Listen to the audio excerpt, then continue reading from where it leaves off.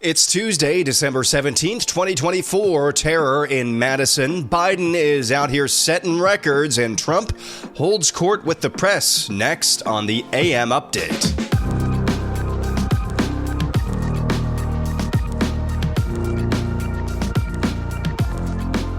A shooting at a private Christian school in Madison, Wisconsin claimed the lives of 2 people and injured at least 7 others. According to initial reports, the alleged shooter was also found dead. Early reports indicated that the shooter was a student at the Abundant Life Christian School. Police later confirmed the suspect was a teenage student but would not release their identity or sex. Originally, the Madison police chief said he wasn't sure and couldn't tell yet whether the shooter was a boy or a girl. Never fired their weapons. That is correct. Let's follow that one question. I don't know if it's a male or female, but the police department did not fire their weapons. So how is that possible that the police chief doesn't know if the shooter was a male or a female?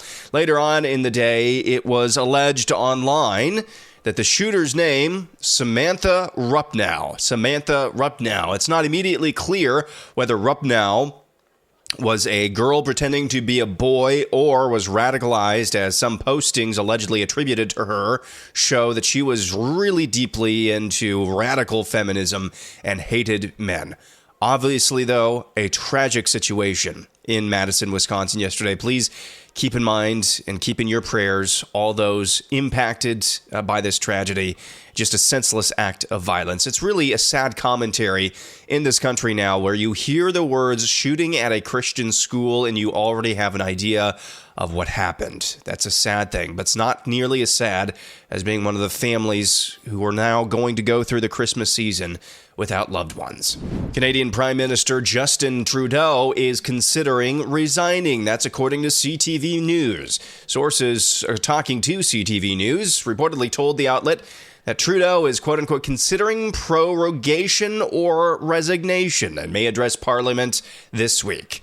The outlet reported, quote, sources tell CTV News the Prime Minister has conveyed to Cabinet that he is considering prorogation or resignation and that he's potentially planning to address the Parliament this week. The report comes after Canada's Finance Minister, Chrystia Freeland, suddenly announced she's quitting. Conservative leader Pierre Poilievre is also calling Trudeau out, saying Canada has gotten out of control under his leadership. Mr. Trudeau is being held in office by one man, Jagmeet Singh.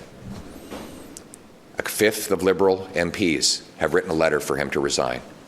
His deputy prime minister has walked out on him. His housing minister has quit. That on top of numerous other female ministers who stormed out after his appalling mistreatment and abuse and dishonesty towards them. 80% of Canadians have lost confidence in this prime minister. So why is Jagmeet Singh making the entire country wait for him to get his pension? That is the question today. Well, you heard Pierre Poilievre say there that Jagmeet Singh, a member of Parliament for Canada, is the only one that's holding Justin Trudeau's coalition together. And Poilievre blamed Singh for actually keeping Trudeau in office. Well, here is Singh yesterday calling for Trudeau to step aside. And instead of focusing on these issues, Justin Trudeau and the Liberals are focused on themselves. They're fighting themselves instead of fighting for Canadians. For that reason, today I'm calling on Justin Trudeau to resign. He has to go.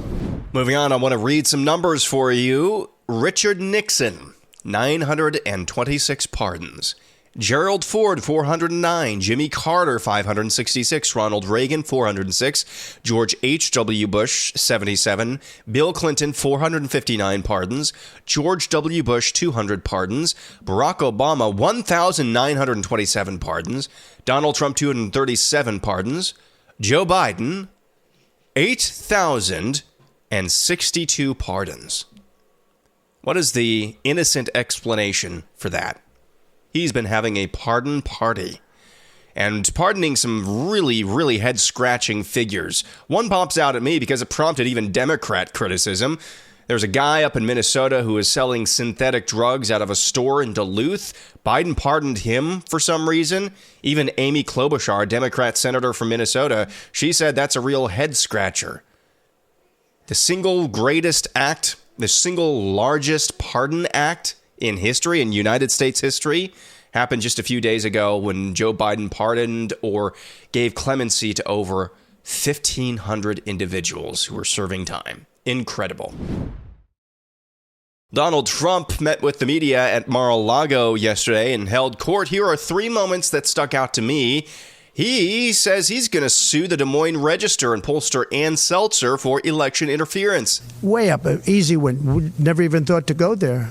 I respect them, I love them, and they understand there's no reason to go there because she brought it from way up, walk away, which it was, and it turned out to be in the election too, by the way. It was a win by many, many points.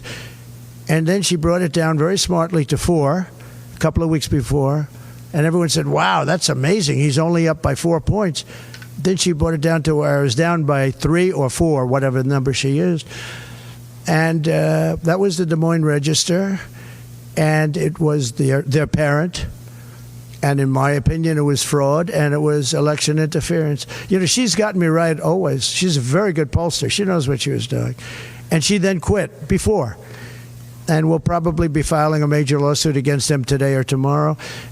So Donald Trump says he's going to be suing the Des Moines Register for potential election interference. Love to see it. And that's good news.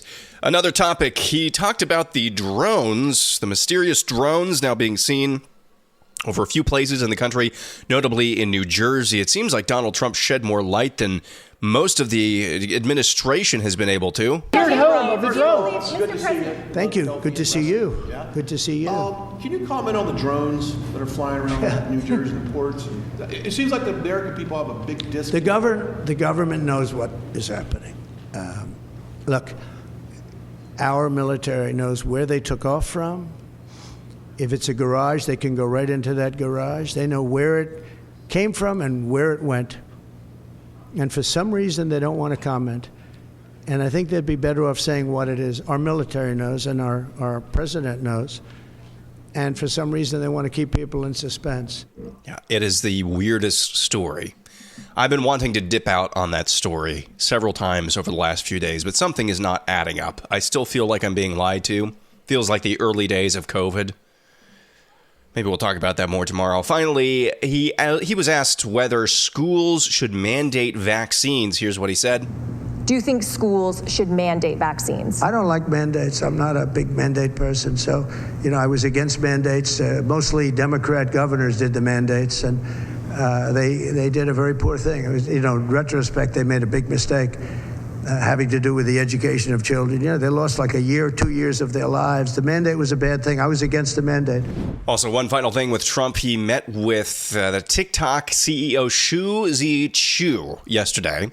Now, TikTok on Monday asked the Supreme Court to block a law that could effectively ban the popular social media app in the United States by January 19th. TikTok wants the Supreme Court to first consider its appeal of that law, which would require its Chinese owner ByteDance to sell the app by that date or force Google and Apple to stop supporting TikTok on their platforms in the United States. The request came 3 days after the U.S. Court of Appeals in Washington, D.C. refused to delay the effect of its ruling upholding the law, Protecting Americans from Foreign Adversary-Controlled Applications Act. The appeals court in that ruling cited national security concerns raised by members of Congress who backed the law. Trump earlier on Monday told reporters, quote, "We will take a look at TikTok," when he was asked about the potential ban. Quote, "I have a warm spot in my heart for TikTok," pointing towards his electoral performance, better than expected electoral performance amongst young voters back in November. Trump, in his first term in the White House, tried to ban TikTok, but during the recent campaign, he said he opposed the law passed by Congress and signed by Joe Biden. And finally, what have we here? Here's Mitt Romney, a real-life lizard person, on CNN. After he gave his farewell address to the Senate not that long ago, he's talking about MAGA, Donald Trump, and the future of the Republican Party. What do you make of this? You said in an interview a few months ago that, quote, there's a good chance that the Republican Party is going to need to be rebuilt or reoriented, and that you want to have a voice in the post-Trump Republican Party. Do you think that do you still think there's going to be a post-Trump Republican Party, or is MAGA now the Republican Party? Oh, MAGA is the Republican Party, and Donald Trump is the Republican Party today. And if you were to ask me who the nominee will be in 2028, I think it'll be J.D. Vance, all right? He's smart, well-spoken, part of the MAGA movement. You said something pretty harsh about him a few months ago, though. You could not have less respect for somebody than J.D. Vance. Long ago. I'm not going to rehash history. And we've worked together in the Senate since then. But that is what the Republican Party is. And will the party need to change? Look, the Republican Party has become the party of the working class, middle class voter. And you've got to give Donald Trump credit for having done that, taken that away from the Democrats. Democrats pushed him out.